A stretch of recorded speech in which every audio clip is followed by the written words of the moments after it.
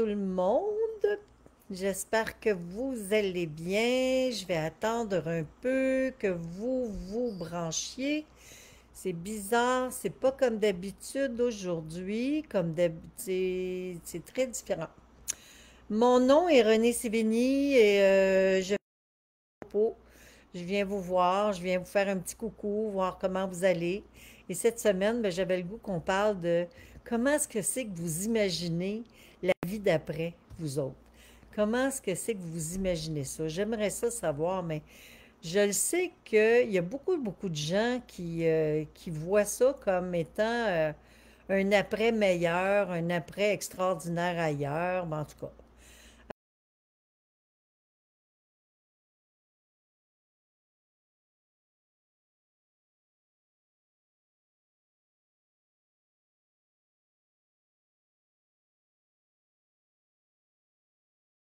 Énormément de vie, de nature, de joie, de bonheur et de travail spirituel naturellement parce que pour moi, l'ouverture à la conscience nous amène quelque part et ce quelque part-là, pour moi, c'est le paradis intérieur, c'est un état de conscience et c'est le premier pas vers justement la possibilité de nous rapprocher d'une vie meilleure, d'une meilleure existence, d'un paradis.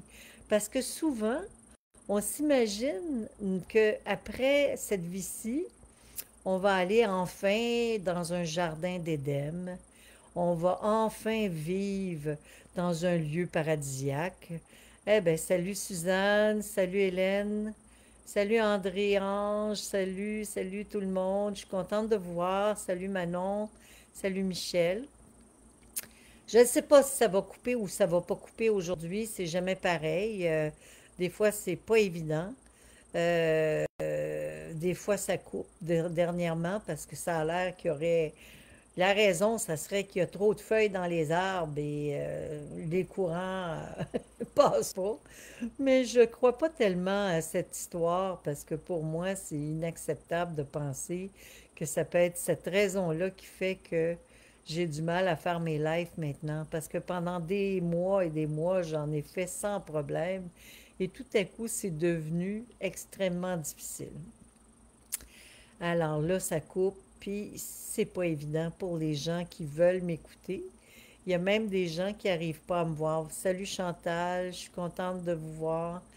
Alors, c'est ça. Aujourd'hui, je voulais vous parler de certaines expériences que j'ai vécues parce que c'est vraiment de cette manière-là qu'on comprend à un moment donné que plus on est sensibilisé par la vie, plus on est ouvert à l'évolution, plus on est dans le désir d'harmonisation, ben, plus on entre dans un état d'expansion de conscience.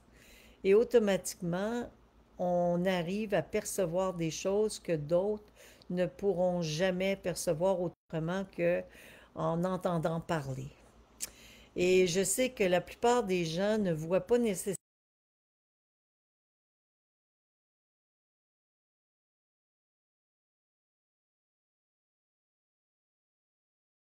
visibles qui se produisent à tout instant du jour et de la nuit et que nous vivons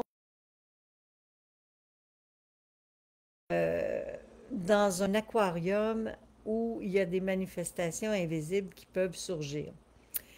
Et il y a bien du monde qui disent, ben, c'est illusion, ça, c'est une illusion, c'est de vouloir absolument travailler à croire à un paradis illusoire. Mais non, le paradis n'est pas illusoire. Il est un état aussi, il est un état d'être, il est une, une étincelle divine qui doit nous habiter. Et plus on se rapproche de notre conscience, plus on réalise que nous avons la possibilité de vivre soit dans un paradis intérieur ou dans un état différent. Ça dépend. Mais il n'y a rien de mauvais. Rien n'est mauvais. On peut vivre parfois dans des climats de tension. C'est pas mauvais. C'est l'expérience que nous devons vivre. Mais moi, je peux vous garantir que plus nous cherchons par le travail spirituel à nous harmoniser, plus nous cherchons à développer notre conscience, plus nous croyons que nous sommes éternels, et plus cette conscience-là se structure, et plus nous entrons dans le désir de vouloir vivre à tout prix, à tout instant, dans l'harmonie. C'est un chemin qui se développe tranquillement, que nous choisissons de prendre à un moment donné. Puis à partir du moment où on prend la décision d'emprunter au niveau spirituel, hors du commun, et de percevoir, par exemple, l'aura, percevoir les couleurs qui entourent les gens que nous côtoyons, qui entourent les animaux que nous côtoyons, l'énergie qui entoure les arbres aussi. On réalise que notre réalité est remplie de particules de vie qui devient tranquillement de plus en plus visible. Et c'est là que ça commence à être intéressant, de percevoir que l'éthérique existe, puis qu'on devient de plus en plus sensible à ces dimensions subtiles. Et à ce moment-là, on commence à faire des rêves éveillés et on ne voit plus la mort comme une fatalité, mais davantage comme une expérience de traverse,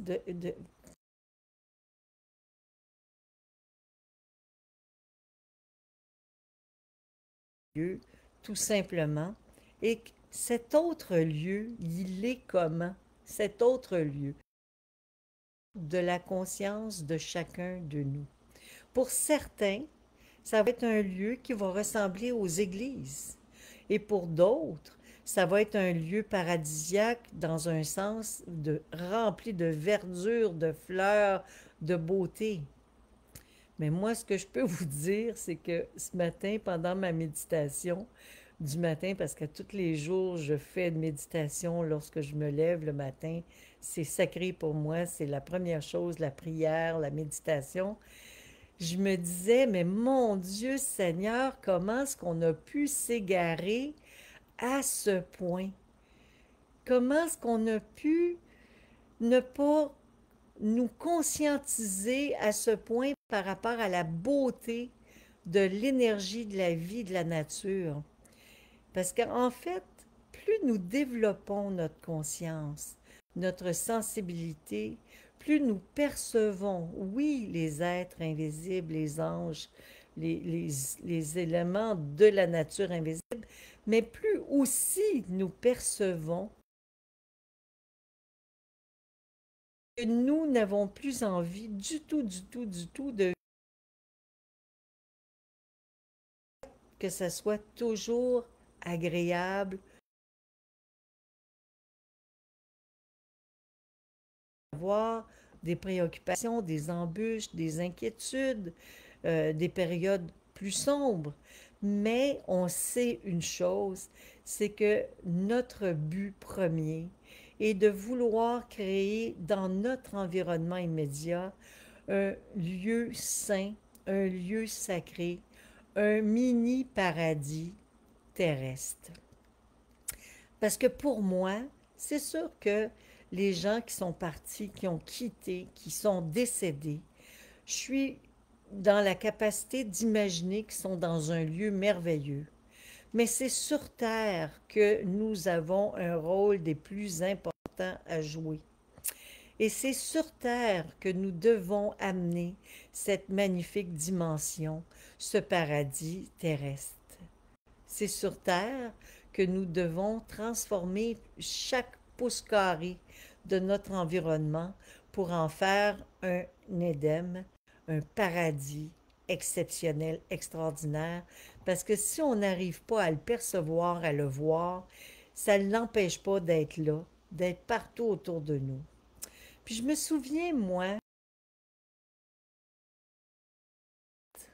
toute petite, Mon père, parfois, m'amenait à la campagne, et quand c'était un lieu désertique, quand c'était du sable, sans verdure, sans préoccupation de beauté, sans fleurs, je me disais en moi-même, mais c'est pas normal.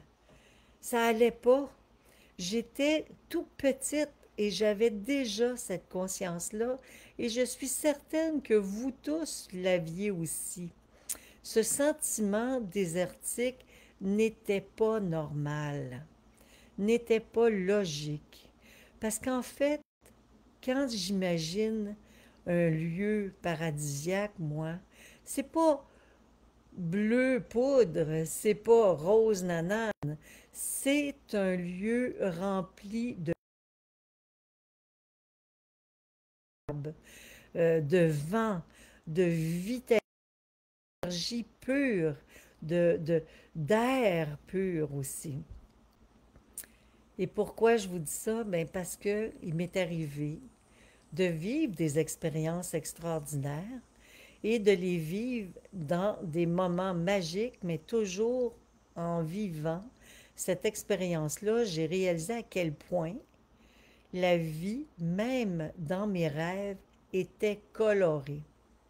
Pourtant, il y a beaucoup de gens qui font des rêves en noir et blanc ou qui même ne rêvent pas du tout. Alors souvent, je me suis dit, mais comment se fait-il que certaines personnes n'arrivent pas à rêver, n'arrivent pas à voir ces splendeurs, ne vivent pas dans ces réalités-là. Et tout ça est interrelié à un état de conscience. Et c'est des voiles. C'est des voiles qui nous habitent tous. C'est des états de conscience qu'on doit acquérir, en fait. C'est des fausses croyances que nous devons,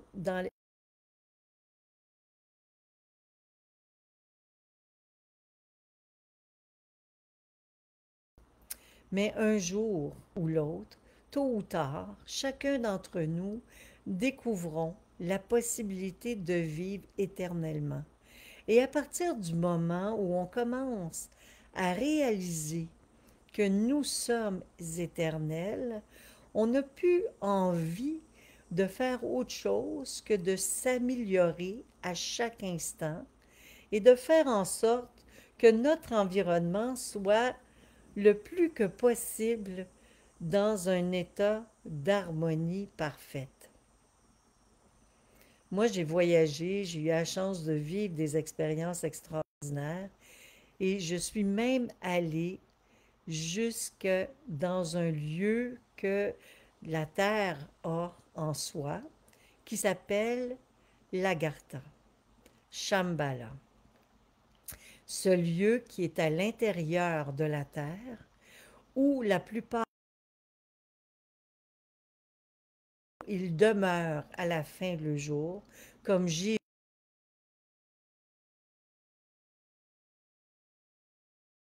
grand et des grands maîtres demeurent à Shambhala.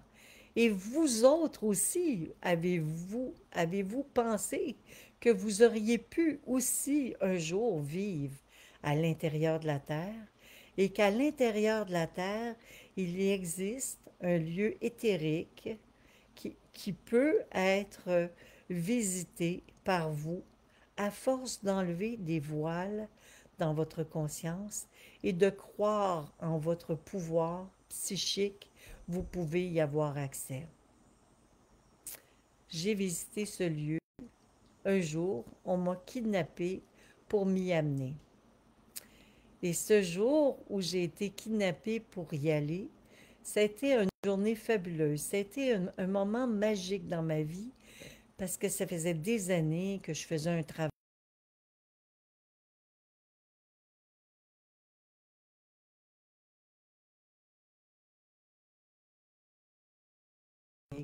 que je prenais des marches en forêt, que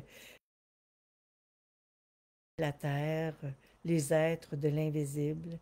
Je faisais un travail continu avec cette réalité-là, mais il se passait rien de bien spécial autre que voir l'aurore. C'était toujours la même chose. Et c'était ardu. J'étais obligée de faire des efforts pour pouvoir justement vivre mon existence parce que toutes les voiles en moi n'étaient pas complètement tombées comme encore aujourd'hui. Il en reste tout le temps. Il reste toujours des croyances qui font que nous sommes un peu aveugles. Mais un jour, je suis partie avec Jean, mon conjoint. On est allé au Japon. Et rendu au Japon, j'ai été kidnappée par des êtres de l'invisible qui m'ont amenée à Shambhala, dans la terre creuse. Et pouvez-vous croire que ce lieu sacré, je l'ai fait ce voyage de façon consciente. Pour certains, ça aurait pu être une illusion. Et pour moi, ça a été réel. Ça a été une expérience grandiose, extraordinaire. À Shambhala, il y avait une grande fête. Tout le monde était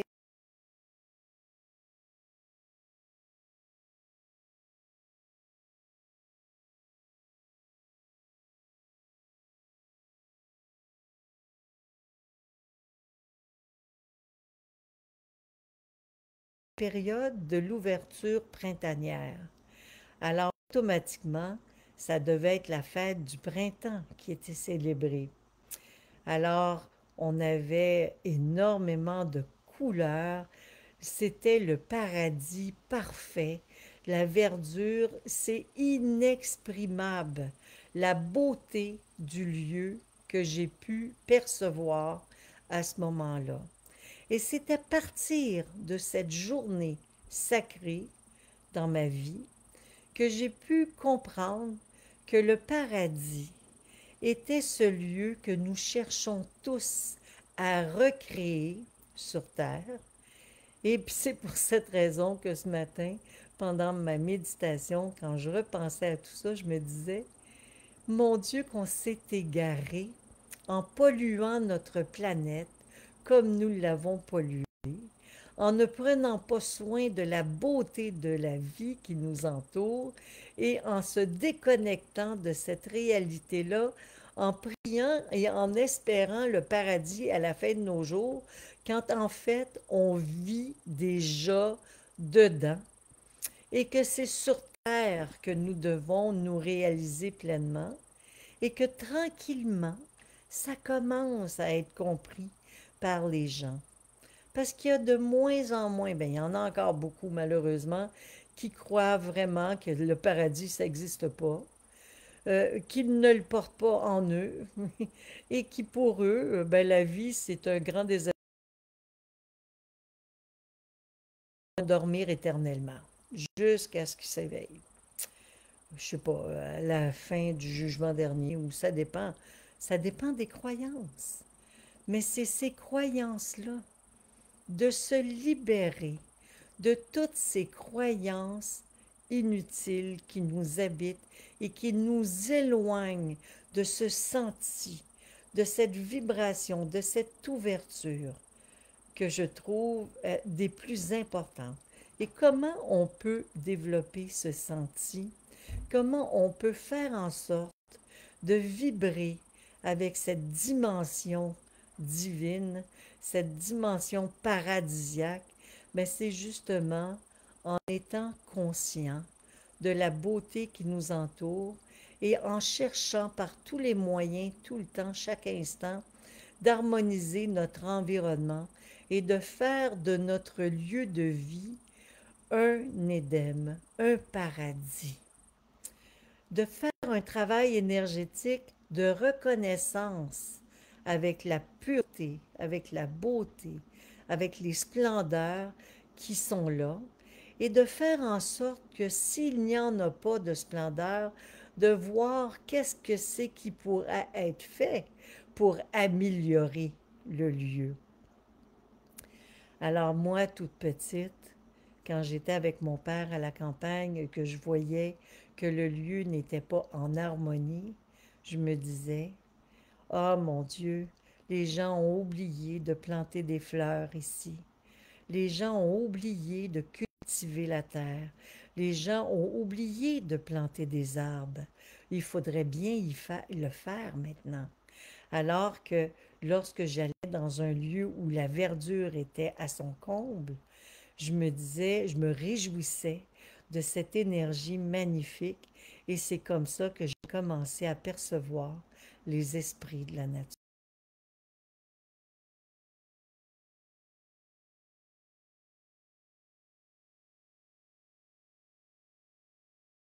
La magie de ce qui m'entourait, plus je percevais au-delà de cette magie, mon rêve devenait de plus en plus limpide et conscient.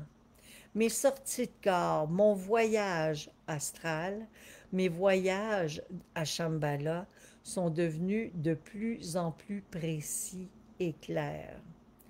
Et ça nous est donné à tous de pouvoir percevoir ce moment merveilleux, ces moments extraordinaires que nous avons tous le privilège de vivre, mais plus nous allons être sensibilisés par le désir d'harmonie, par le travail énergétique, par la prière, par la méditation, par la conscience divine, plus nous allons être en démarche vers ce cheminement grandiose, consciemment et volontairement, mais plus nous allons avoir la mémoire et voir et percevoir l'invisible. Et ce n'est pas à la fin de nos jours que nous allons dans un paradis. Non, c'est maintenant que nous avons tous ensemble le devoir de le créer. Et si vous avez perdu des proches,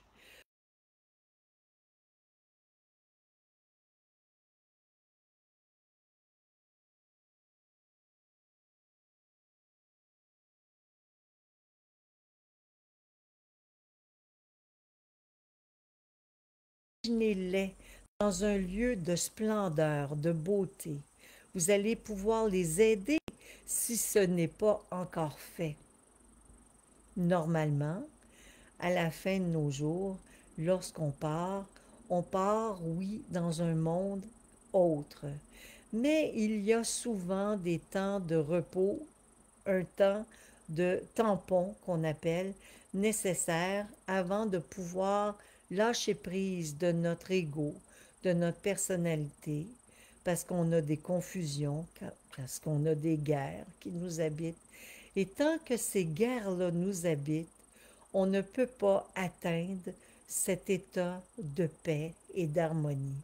Mais si nous arrivons dans notre vie actuelle à vibrer dans cet état de paix, il est beaucoup plus facile de passer à travers la première zone qui est le monde astral, le monde des émotions, des incompréhensions, des lourdeurs, pour aller directement dans le monde divin, le monde de la conscience, et même à Shambhala, pour un certain temps, le temps justement de réajuster et de prendre une décision nouvelle, de nous réincarner à nouveau.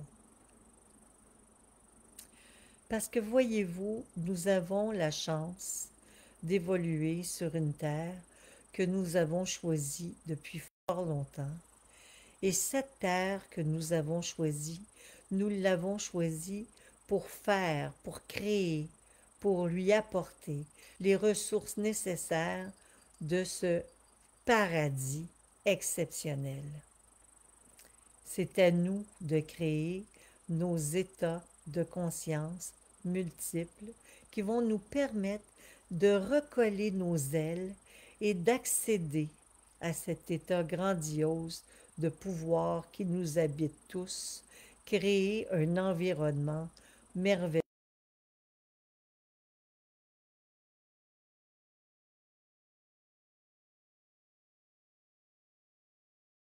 c'est beau, tellement les couleurs sont vives, tellement ça vibre d'une vitalité hors du commun. Les fleurs nous parlent, les animaux communiquent avec nous aussi. Nous devons apprendre à respecter. Nous sommes ici pour apprendre à respecter la vie dans toute sa splendeur, dans tout son élément de beauté, dans tous ces éléments qui sont nécessaires justement pour nous apporter notre plus belle vie, notre plus bel équilibre.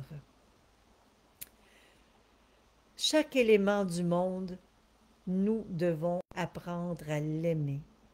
Chaque élément du monde que nous vivons, chaque situation que nous ressentons, chaque élément est une occasion de ressentir l'amour, de sentir que chaque situation que nous allons de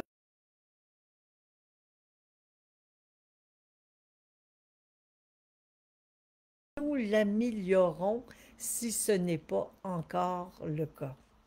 Si ce n'est pas encore dans la structure de beauté dans laquelle ça devrait être, ben c'est à nous de faire en sorte qu'il puisse le devenir. Nous devons prendre conscience qu'on a été créé pour créer un nouveau monde, un monde meilleur, un monde d'harmonie, puis qu'on est les pionniers de l'immortalité. On est les pionniers de l'élargissement de la conscience. Et c'est grâce à cette énergie qui nous habite, ce désir d'harmonisation, ce désir que nous avons en tant que spiritualistes de vouloir faire de ce monde un monde de beauté, que nous allons réussir avec brio notre évolution et parvenir à créer justement ce paradis qui est, oui, déjà installé à Shambhala, oui, qui est déjà installé.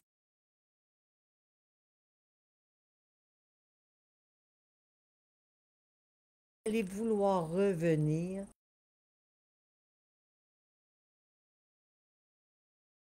nous aidions justement les êtres de l'invisible, les anges, les archanges, qui travaillent à la création des mondes.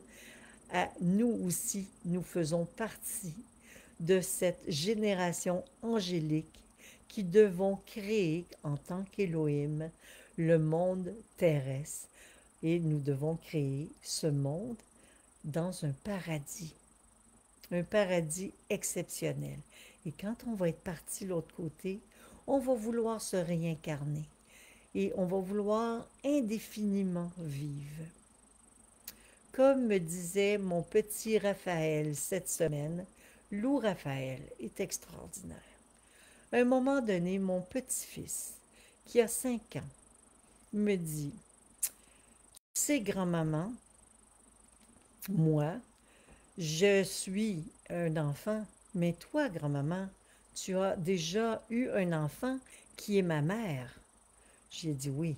Alors, grand-maman, dans ce cas-là, toi, où est ta mère? Ben, ma mère, elle est morte, elle est partie. Ah, ok.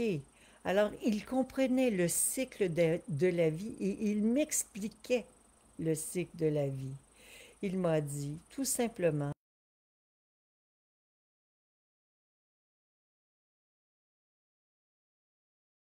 je ne suis pas inquiet. Je vais vouloir revenir et c'est pas pour l'instant, c'est pas pour tout de suite. J'ai encore de nombreuses expériences à vivre sur cette terre avant de quitter et de vouloir revenir à nouveau si j'ai pas complété ce que je devais compléter. Mon petit-fils de 5 ans comprend cette réalité d'incarnation et d'évolution. Il ne veut pas aller vivre ailleurs. Il veut vivre pleinement son existence car il sait fort bien que c'est à nous de créer des lieux aussi merveilleux que les splendeurs du monde divin auquel on appartient aussi. Mais on appartient au monde divin momentanément. Et ce temps de remise en question, de remise à niveau, partie à la mort dans des lieux spécifiques pour évoluer, mais nous ne pouvons pas évoluer dans ces endroits. Nous prenons tout simplement conscience des erreurs que nous avons faites et nous souhaitons revenir pour rectifier ces erreurs. Mais plus vous allez vivre dans cet état de conscience dans votre vie, plus vous allez comprendre que c'est maintenant plus que jamais, que vous devez vous fusionner à la vie, à la beauté, à la splendeur, et faire en sorte que partout dans votre environnement, il y ait que des beautés et des harmonies. Plus vous allez vivre avec le concept de vouloir créer les avantages les plus merveilleux avec les gens qui vous entourent, que vous allez de l'harmonie dans vos relations et dans votre devenir un paradis. Votre vie va devenir un jardin d'Éden, semblable à celui dans lequel nous devrions vivre et que nous allons de plus en plus aller vers. Parce que c'est vers ça que l'être humain se dirige à grands pas. Le paradis n'est pas un lieu rose nanane ou bleu poudre. Le paradis est rempli de verdure, est rempli de fleurs, d'arbres de toutes sortes. Même toutes les espèces d'animaux qui ont pu vivre sur notre planète vivent présentement et sont protégés et conservés dans la terre creuse à Shambhala. Shambhala qui est un paradis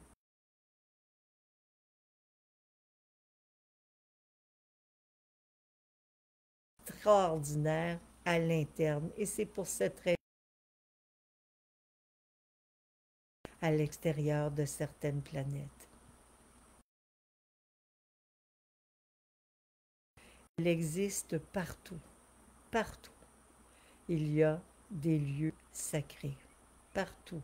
Il y a des lieux magiques.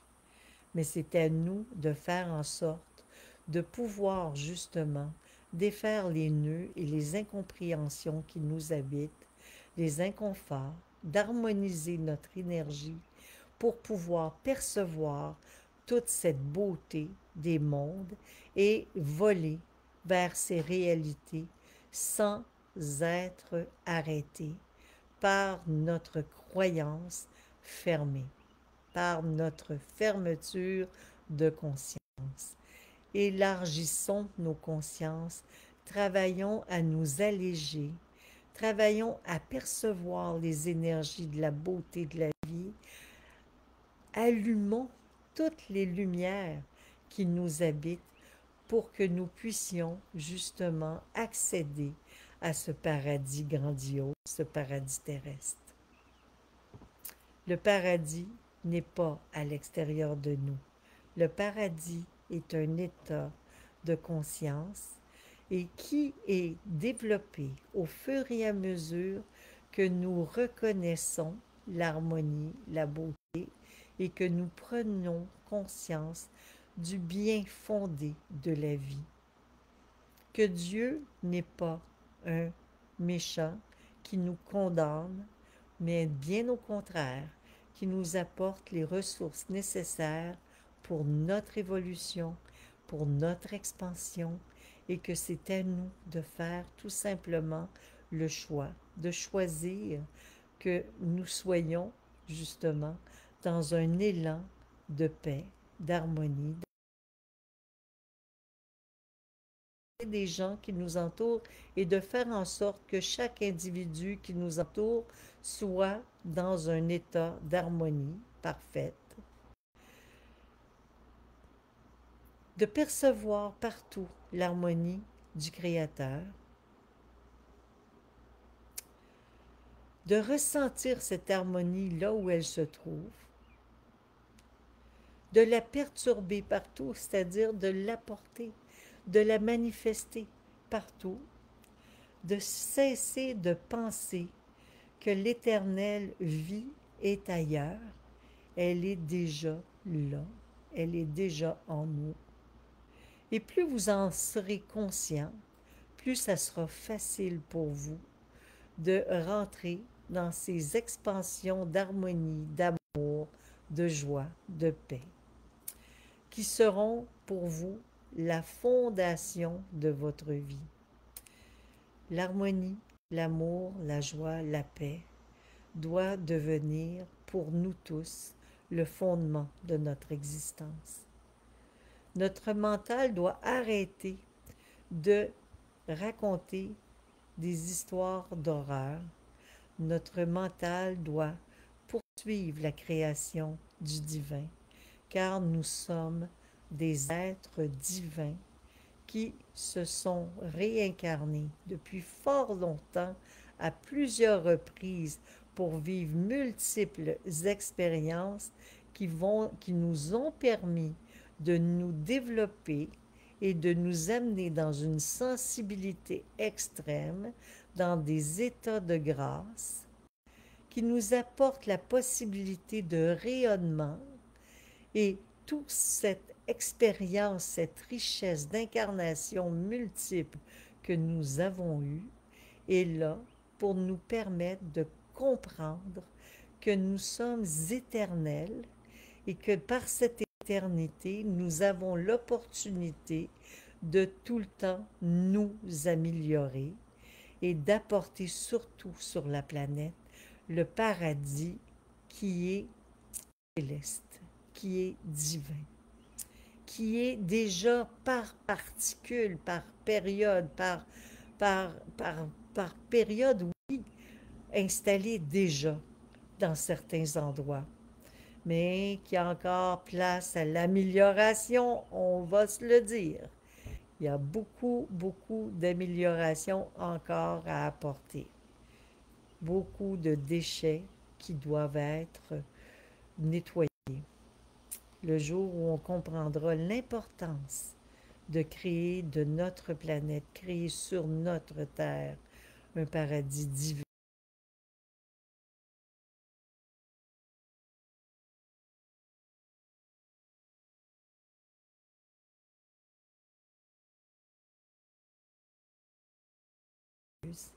Et le lieu où beaucoup de grands maîtres, autant de fois, et de nettoyer justement vos conflits, vos inconforts, vos guerres, de transformer vos états d'âme en états de béatitude, de paix et d'harmonie. Voilà. Le paradis n'est pas un endroit bleu poudre ou rose nanane. C'est le lieu où nous vivons. C'est la verdure, c'est l'humus, c'est la beauté d'un soleil levant. C'est un ciel étoilé. C'est le merveilleux qui nous entoure et qu'on doit respecter et honorer à chaque instant. Alors voilà. Je sais que ça a coupé encore, je suis désolée. J'ai hâte que ça cesse. Peut-être que la semaine prochaine, je ferai mon propos à Montréal. On verra. En attendant, ben, je vous aime, je vous embrasse et soyez confiants des possibilités de perception des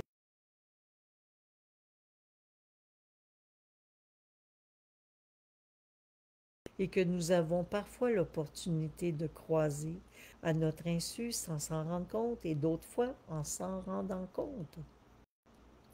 Soyez conscients de tout ce qui vous entoure et soyez conscients de vos pouvoirs. Et vous allez pouvoir éventuellement entrer dans un monde fantastique. dans un jardin merveilleux, le jardin de la vie éternelle. La vie éternelle est un immense jardin fleuri en harmonie. Voilà. Dans lequel nous avons tous l'opportunité de vivre dès l'instant où on veut changer le désordre en ordre. Voilà. Je vous embrasse, je vous aime et je vous dis à bientôt. À la semaine prochaine peut-être. Au revoir.